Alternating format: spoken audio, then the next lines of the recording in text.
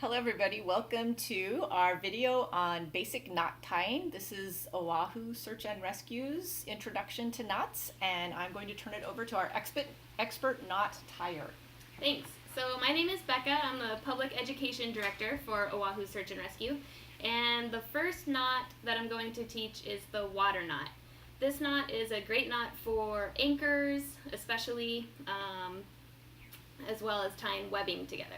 So this is 1-inch tubular webbing. This is strong climbing webbing. It's important not to get tricked into using craft webbing or other types of webbing. 1-inch tubular webbing. Is it really expensive? It's not very expensive. It's a few cents per feet at Climb Aloha or any climbing store. But it's pretty strong. It's pretty strong. It's very strong. It can hold thousands of pound force. Wow. Yep. Excellent. So in order to tie this together, to tie two ends together, either to join two pieces of webbing, make them longer, or to make a sling around a tree or a rock or another anchor point, the first thing that you're going to do is with one end, you're going to tie an overhand knot. And in this particular 1-inch tubular webbing, if you can see it, on one side of it, it has dots going down one side. It's sewn. And on the other side, it's blank.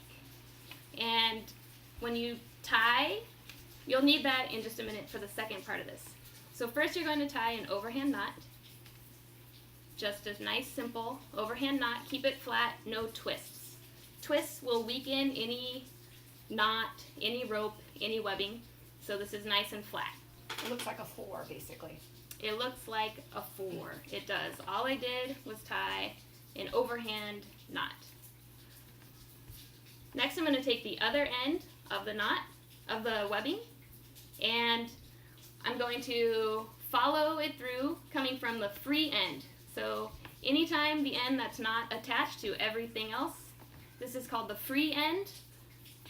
All of this is the standing end, all this mess of where everything is. I'm going to take the free end, and if you notice, the sewn dots are not on this side. I'm going to take this webbing and the side that does not have the sewn dots. I'm going to kiss those two together.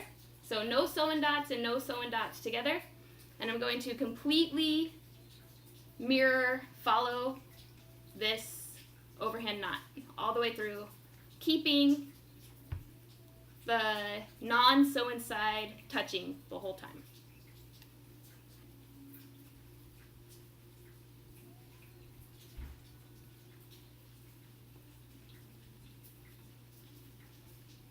Now I have one end coming out one side, one end coming out the other side, and my overhand in the middle, and I'm going to tighten it up.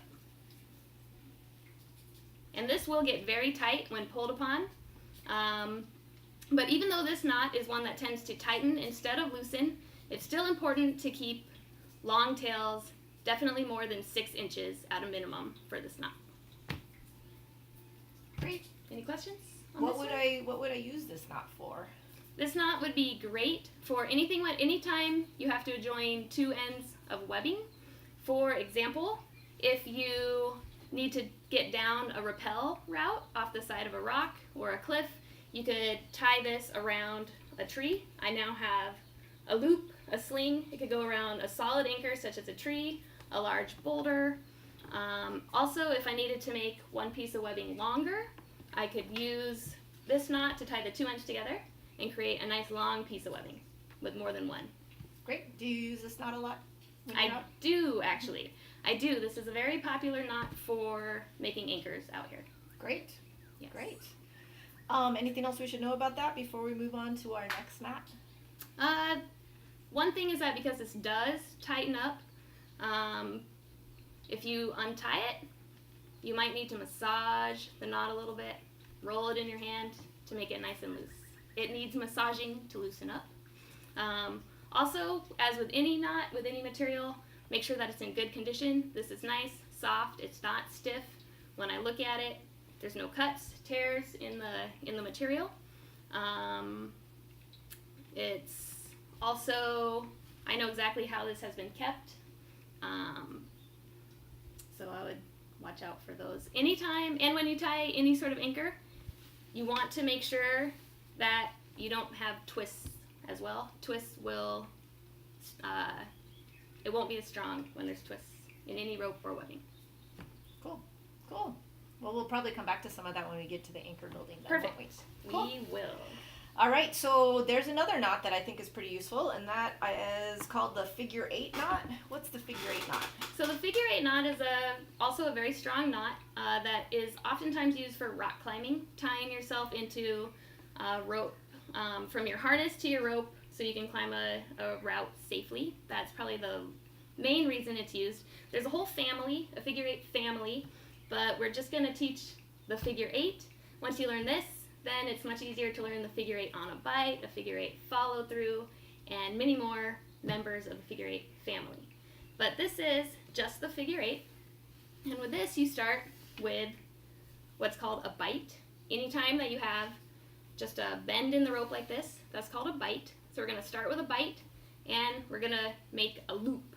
Now that I put an X in it, that is called a loop. That is the technical term. With this loop, I'm now going to take the free end, wrap it behind and back to the front where I started, where you could see, and up through my loop. Another way to remember that lovely figure 8 that is formed when I do that is a lot of people have different stories for how to remember this. The one that I use is first you make a loop, which looks like an alien head, then you strangle the alien, you wrap this free end around the alien's neck, and you poke him in the eye. Seems and like you all have of the stories are violent somehow. a figure 8. I know, but maybe people remember them. Got better. So the figure 8, if you tied it wrong, would it still look like an 8, or is it a pretty easy knot to tell just visibly? If you tie it wrong, it will likely not look like an 8. It is possible, however, if you add too many twists to it, it still might look kind of 8-ish, but it gets pretty messed up. That is not a figure 8 knot. So figure 8 is very simple, very clean. If it doesn't look like a very simple, clean number 8, then something went wrong. Mm-hmm. And like you said, you would use this if you were climbing to attach the rope to your harness? Exactly. You would use this as part of a figure 8 follow through, which is the rope you would use, the knot you would use to attach this rope to your harness. Great. And what about if you were to take a fall on a figure 8 knot? So this knot is a type of knot that is actually more likely to tighten rather than loosen. So most likely if you take a fall, you're going to be pulling on each side of the rope and it will tighten up. It is always important, however, when you tie this knot to make sure again that you have plenty of tail. Great. Why don't we talk a little bit about the Alpine butterfly? All right. The Alpine butterfly is a great knot. It's good for if there's a section of your rope that has a cut in it or for some reason you need to isolate it, get it out of the system. It also can make a handhold in a rope. It's good for a lot of different things, but basically it forms a loop in the rope that is isolated and away from the rest of your rope and the system. There's a lot of great ways to tie this, and as long as they have the same end, they are correct.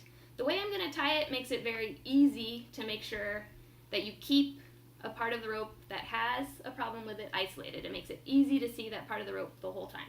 So that's why I like this particular method. So you actually start almost with a figure 8.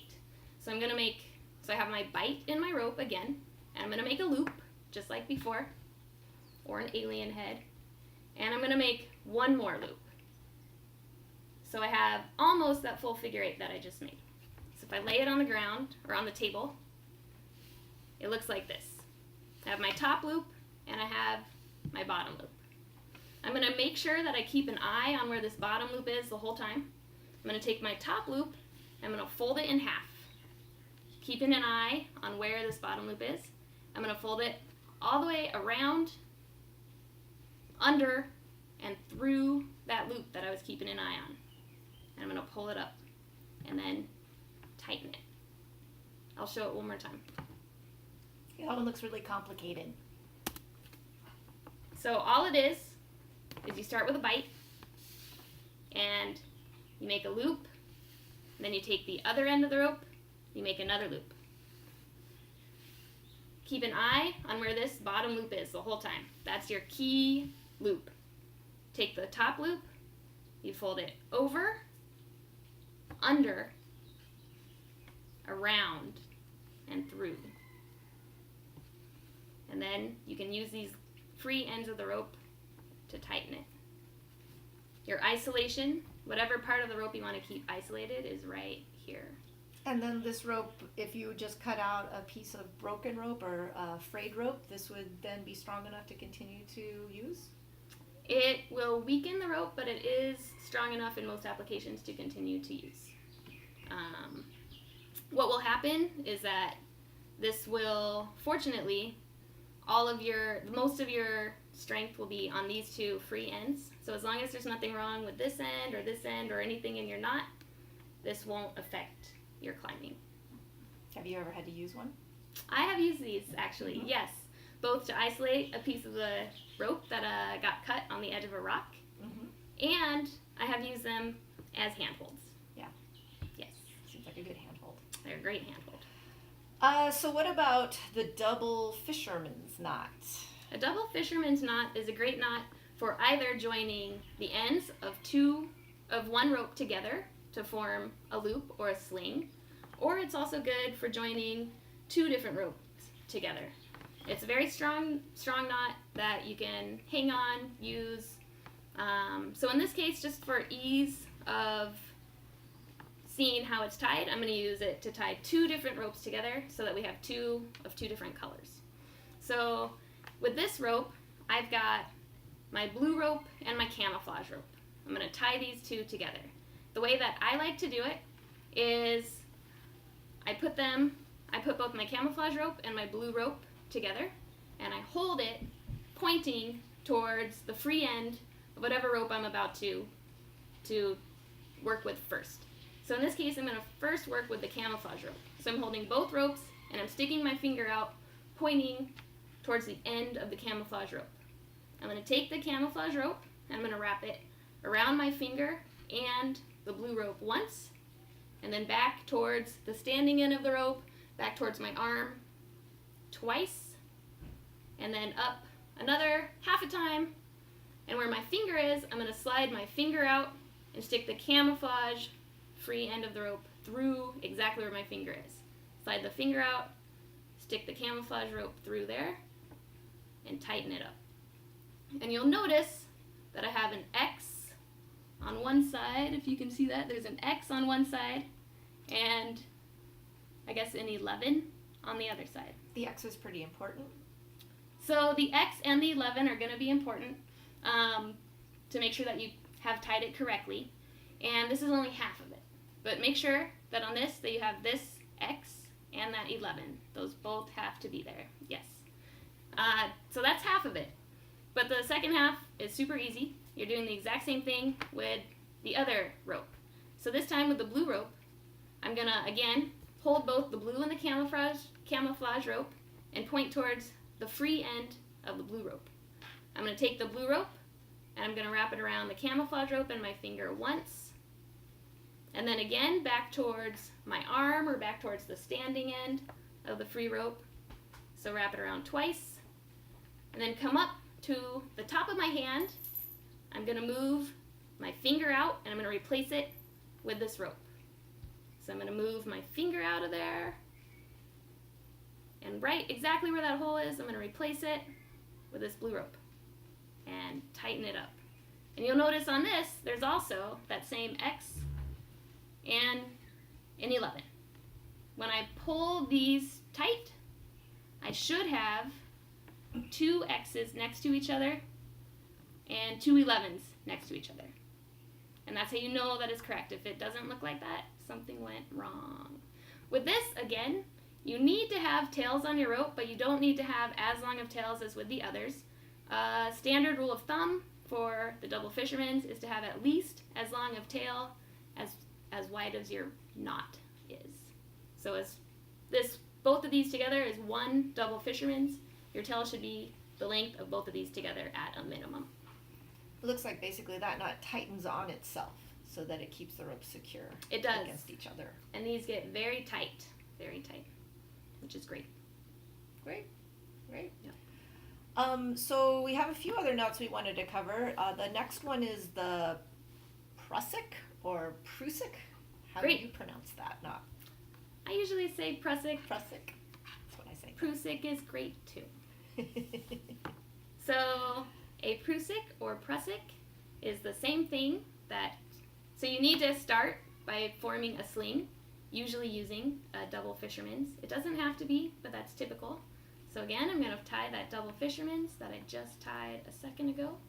1, 2, back up to my hand, replace it with my finger. It doesn't look right. Hold on. I tied it incorrectly.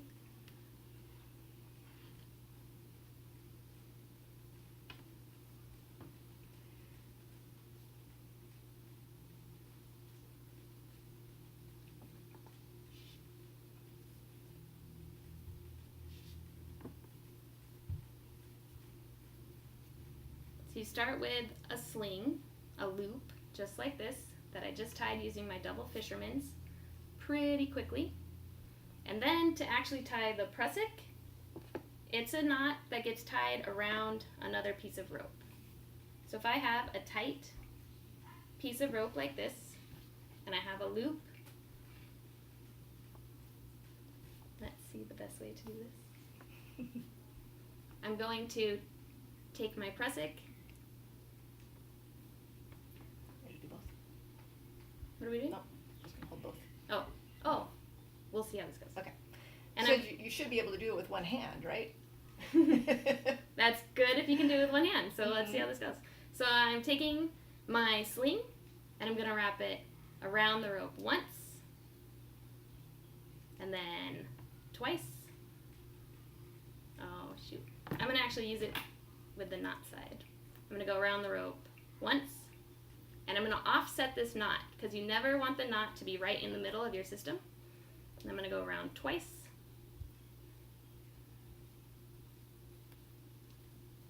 And at this point, what I have is I've went around twice, which is generally good for one person. It will generally hold one person. But in a rescue load, the standard rule of thumb is to go around 3 times. So I'm going to go ahead and go around one more time with this. Go around 3 times right through the middle on the inside. And this knot is important, very, very important to keep clean. So, for example, if there's crosses, I don't know if that's visible. We might have to redo. If it's all crossed and messy, it is not going to work. This knot has to be kept neat and clean, and it must also be tight in order for it to work.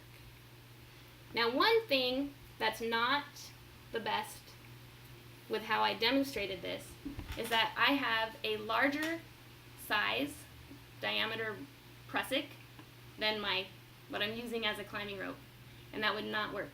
It has to be the other way around. Your Prusik has to be a smaller size than your climbing rope. That's how you tie the knot. The actual joining point is not in the center, it's offset. It's neat, it's clean, and tight. So you would use this in what kinds of scenarios? So this would be great if you needed a friction hitch of some sort. I use it all the time as a backup when I'm rappelling, because if something happened and I got hit in the head with a rock or I let go of the rope for some reason, this will catch and not allow me to slide. Especially, it'll catch very well when the knot that I use to tie the Prusik with is a smaller diameter than what my rope is. You can also use it for protection along an edge of a cliff, so you can slide your way around. You can use it to slide, keep it loose, and it'll slide to the edge. And then if you slip and it goes tight, it will stop when you have the diameters of the rope correct. This is a good demonstration on why diameters of the rope are Matter. important. Mm-hmm. It's also very good if you need to ascend a rope as well. It has the same sliding. You can slide it up the rope as you go. You can step with it, put one around your foot, one around your waist as a hand line, and if you fall, and if you fall, it will catch you. So you can use it as a great way to ascend a rope as well. That's super cool. So if you found yourself at the bottom of a cliff and you needed to somehow get yourself up, you could use one or two, or how many would you use? You need at least two, because every time you use a system that's protecting your life, you need to be redundant. So you need to use at least two in order to be redundant. It's the easiest if you have a loop for your foot, and then you would need two attached to your harness so that if one fails, you have a backup. So when you are mountaineering or climbing, do you carry a couple with you then? I usually? do, Mm-hmm. definitely. And I always use them as a backup when I'm rappelling, Mm-hmm. and I always have another one ready in case I have to ascend a rope. Mm-hmm. Yep, they're light, they're small, and they're really easy to use if you practice a little. Mm-hmm. Great. So the last couple knots are, I guess, kind of knots. The next one we wanted to talk about a little bit was the Meunter Hitch. Yeah, excellent. So the Meunter Hitch is also a very good one to know because it can be used instead of a belay device. If something happens to your ATC, to your belay device, you can use it both to belay somebody else and to rappel down a route. The Meunter Hitch is easiest to show on a carabiner. You make this by making one loop. There's our loop again. We make a lot of loops. And another loop. And if you notice, these two loops are facing the same direction. And what I mean by that is, if you look at, let's say for a minute, only this loop, the loop on the inside half of the rope is coming up on top of the loop. Same with this side. The exact opposites, the exact same side. What is that? Is that your left or right? For me, the left side of the loop is on top, and on this side, the left side of the loop also rests on top. So that's important. They're identical loops side by side. Then I'm just gonna fold them in half like a sandwich. That's all I'm doing, is I'm just folding them in half like a sandwich. And I'm going to clip them into my carabiner. And that is a Meunter. And how would it work? How does the Meunter work? So the way it works is the load line, this Mm-hmm. line, wants to be riding right on the spine. And if I want to use it as a brake, I pull these two ends together. If I want to move, I can lift this and it will slide down the rope. If I want it to be a brake, will you hold that? All I have to do is pull on that and it will stop me. It can slide, it can stop. Slide, stop. So for example, if I had this attached to my harness and I'm rappelling down this rope, if I leave this open, I can slide down the rope. If I want to brake, I just move my hand up and I can judge the speed of my rappel by all the way stopped or slow down, go slow, go slow, go slow. Wow, I'm going really fast down the rope now. Same general concept if somebody was climbing. If I wanted to stop their fall, I would pull this up. If I wanted to let them climb, I would keep this looser. Stop their fall, let them climb. So basically, if you drop your ATC, you're still able to get down. Yes, if you drop your ATC, you're still safe. And then finally, not to be confused with the Meunter, how would you tie a half hitch? A half hitch is actually a simple, very simple knot. it's best tied around something, so I'll tie it around the carabiner again. So a 1/2 inch is usually tied around another rope or a carabiner or a post, and a 1/2 hitch is, all I did was put this around my carabiner, and it's just one loop. If I go behind that rope and through, that is actually a 1/2 hitch. That's a 1/2 hitch. And how does that differ from the Meunter Hitch? So a Meunter Hitch involves how does it? I don't know. That's a good question. Is that a trick question? No. Okay. Well, you wouldn't be able to rappel off a 1/2 hitch. No, would you? not at all. Yeah. So this is used for tying. It's usually just used for tying something tight around something else. It's not used in a life-saving situation. I wouldn't use it the same as I would use a Clove Hitch, which is something else you might hear. We use it for tying loads onto the end of a rope and raising or lowering a load. They're really just a mechanism to tie a load, not a life-saving load, onto something else. It's just a quick way to keep something It's super attached quick. to the rock. And then you can, tie your pack onto something. Should we do a Clove Hitch just to, since So, you mentioned the Clove sure. Hitch as another hitch? So the Clove Hitch has more uses as far as you can tie yourself off with a Clove Hitch, but I would not tie myself off with a 1/2 hitch. With a Clove Hitch, it is those same 2 loops that we made when we did the Meunter, but this time, instead of making a sandwich and folding them in half, I'm going to slide one in front of the other. It doesn't matter which way. It does matter which way. Slide. So if you notice, when I did that, it fell apart. Sorry about that. I'm going to slide one in front of the other so that it looks like a pretzel.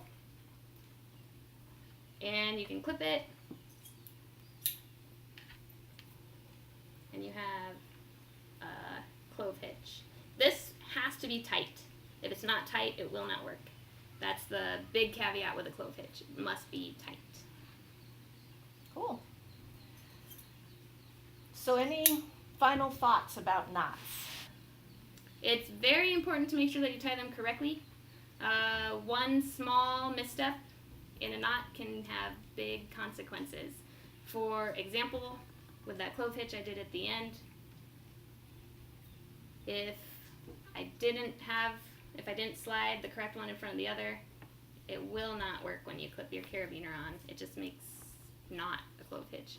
If you follow something through from the opposite direction, again, it can be a completely different knot and not have the same strength or the same uses as the correct one. So practice, and do it right. Great. All right, so this ends our basic introduction to knots.